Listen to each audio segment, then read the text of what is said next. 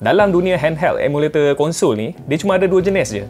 Linux operating system dengan Android operating system. Untuk konsol jenis Linux ni memang banyaklah, boleh kata setiap sebulan atau 2 bulan ada je model baru yang akan keluar. Tapi untuk konsol jenis Android ni memang jarang-jarang sekali akan keluar. Boleh kata 4 bulan atau 5 bulan sekali baru keluar satu model. Dan setiap kali keluar emulator konsol jenis Android mesti dalam bentuk horizontal. Untuk Android konsol jenis vertical ni dia hanya akan keluar setahun sekali je. Dan tahun ni pada bulan September, Anbernic keluarkan satu lagi konsol terbaru jenis Android dalam bentuk vertical. Dan untuk model yang terbaru ni, Anbernic buat satu upgrade yang terbesar yang patut dia buat pada 2 tahun yang dulu, tapi baru sekarang dia buat.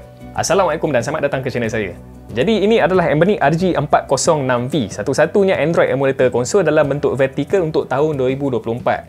Satu ni je, tak ada model lain lagi dah untuk yang vertical macam ni. Anbernic RG406V ni dari segi fizikal dia, Anbernic tak ubah apa-apa pun. Bentuk dia boleh kata 100% sama dengan model yang tahun lepas, RG405V.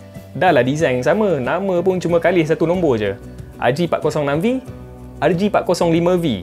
Kalau anda terlepas pandang satu nombor ni, mungkin anda boleh tersalah beli. Jadi untuk elakkan daripada anda tersalah beli, saya dah sediakan link Shopee dekat bawah daripada Shim Store. The best seller in the world. Penghantaran pantas, respon pun laju. Okey, berbalik pada RG406V ni, walaupun design dia sama je dengan versi yang tahun lepas, tapi ada beberapa upgrade yang besar lah yang Anbernic buat untuk versi yang tahun ni. Yang pertama sekali dah tentulah chipset dia. Anbernic dah letakkan chipset yang lebih berkuasa untuk versi yang tahun ni. Yang mana chipset ni memang cukup lah untuk kita main game PS2, PSP, PS Vita dan beberapa game daripada Nintendo Switch dalam satu konsol. Lepas tu upgrade yang paling besar dalam sejarah Anbernic yang Anbernic pernah buat untuk konsol dia adalah dia punya analog stick dia. Anbernic memang dia dah lama guna analog stick jenis Hall Effect untuk semua konsol dia, tapi Hall Effect yang dia guna tu bukan the best Hall Effect lah dalam market controller. Dead Zone untuk siri yang sebelum ni memang saya boleh kata agak tinggi jugalah. Tapi untuk model kali ni masalah tu semua dah selesai. Anbernic dah guna Hall Effect analog stick yang lebih berkualiti yang dinamakan Large Angle 3D Hall Joystick. Jadi pergerakan yang kita akan dapat daripada analog stick yang baru ni lebih tepat dan tak ada dead zone. Benda ni dia memang bagi kelebihan lah untuk modern game. Jadi dalam video kali ni seperti biasalah kita akan tengok RG406V ni dengan lebih detail lagi dari segi luaran dan dalaman dia. Tanpa berlengah lagi,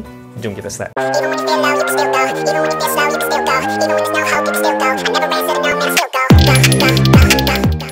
Pertama sekali kita tengok dia punya spesifikasi dalaman dulu. Skrin sebesar 4 inci jenis IPS panel dengan resolution 720p dengan aspect ratio 4:3. CPU Unisoc T820, GPU quad-core Mali G57, RAM sebesar 8GB jenis LPDDR4. Internal storage dia bersaiz 128GB dan external storage dia datang dalam dua variant. 128GB terdapat 4000 game dan 256GB terdapat 9000 game. Operating system yang digunakan adalah Android 13. Bateri sebesar 5500 mAh dan bateri dia dapat bertahan sehingga 8 jam penggunaan. Anbernic RG406V ni datang dalam 3 varian pilihan warna.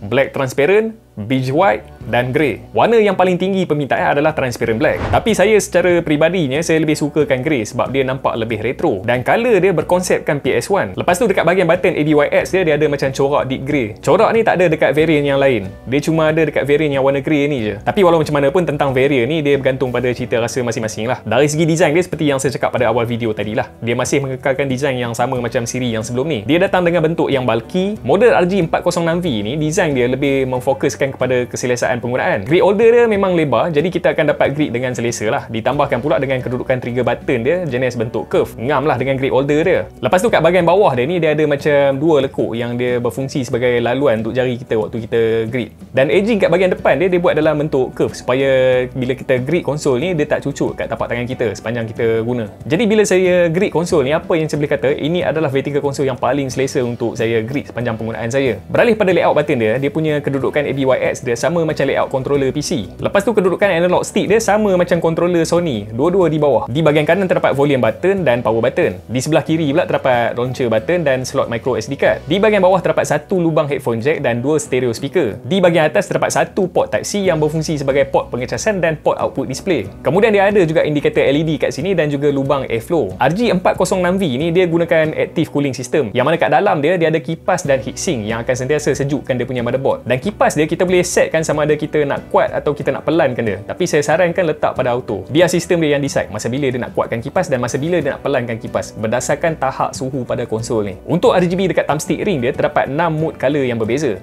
Anda boleh tukar ikut cita rasa anda. Untuk skrin dia pula, bagi saya resolution 720p ni terlalu tinggi lah untuk skrin sebesar 4 inci.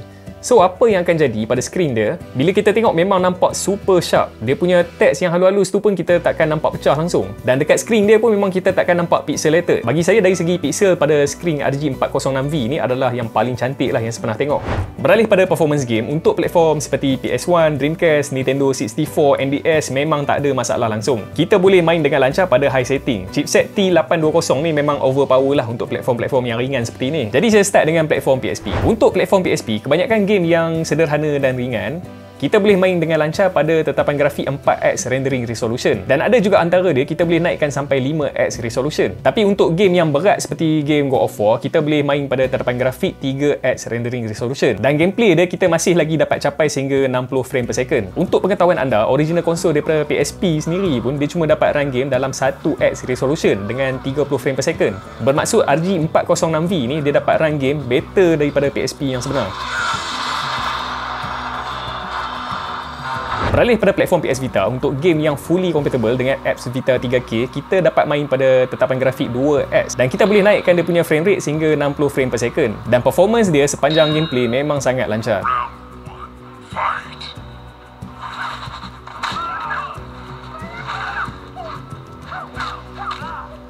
Beralih pada platform PS2, 90% game dalam library semua memang kita boleh main dengan lancar tanpa sebarang masalah. Untuk game yang ringan, kita boleh naikkan grafik dia pada 1.5x dan untuk game yang berat, kita kena stay pada 1x untuk dapatkan best performance.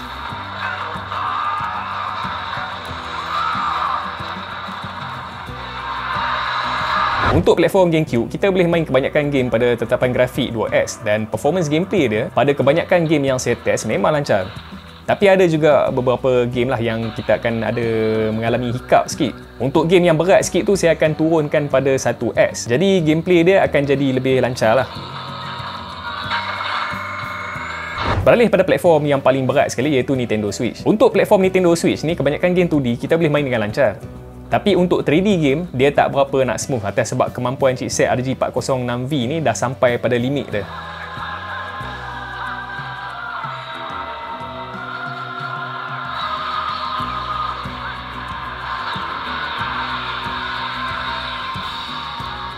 Beralih pada remote play game, yang ni memang saya tak ada mengalami sebarang masalah lah sepanjang gameplay. Game PS ke, game PC ke, semuanya okey kalau kita main dekat RG 406V ni secara remote play. Walaupun game yang kita main tu jenis fast action game, dia memang takkan ada sebarang buffering.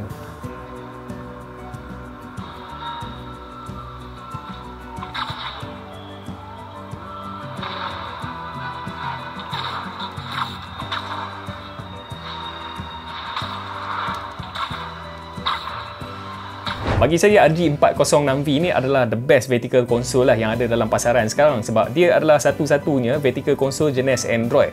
Tak ada lagi yang lain. Setahun macam saya cakap pada awal video tadi cuma keluar sekali je. Jadi kalau dah keluar ni, anda nak tunggu yang baru tahun depan pula lah. Dia kalau macam dalam sukan ni, kita panggil menang tanpa bertanding. Macam itulah situasi dia. Dia satu je. Saya nak banding pun tak boleh sebab tak ada lah emulator konsol jenis Android yang vertical macam ni. Dan kalau anda tengah cari sebuah emulator konsol yang boleh main game PS2, ini antara yang terbaik lah yang anda boleh main game PS2 dengan lancar. Dan kalau game PS2 ni, kalau ingat-ingat zaman tu, dia banyak game 2 player macam fighting game, game bola.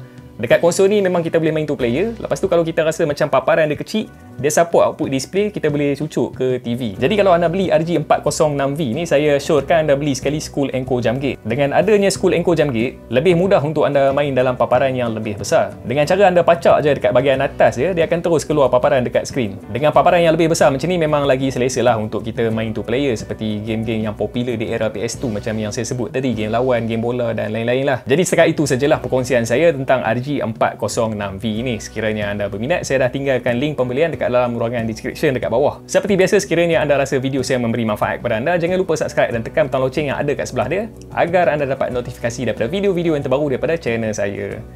Sehingga berjumpa lagi di video yang akan datang. Bye.